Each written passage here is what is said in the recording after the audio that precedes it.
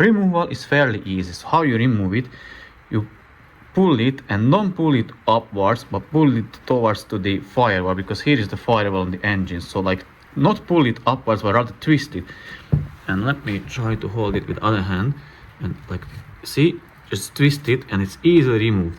And how to put it back, so once the pipe is on, everything is on, then you put on the thermostat and align, because there is one notch on the bottom and there is a cutout on the water pipe.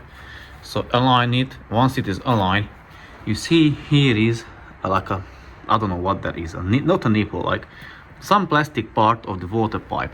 So basically what you want to do, like again, you're going to twist it on, not pushing it on, because it is quite like, it's not from up straight, but it's like a little bit of this at this angle inside the engine bay. So you won't be able to push it on, or really it will be really awkward or difficult, because you won't have enough space, because engine or the injectors, everything is like here. You won't have enough space for your hand.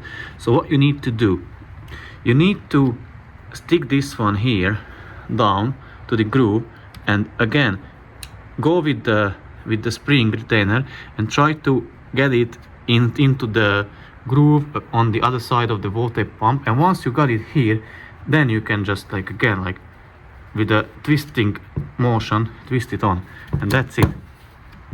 That's how you put it on. Obviously a lot more easier to talk about it and show it when it's outside the car or out from the engine. I will be struggling it with 100%,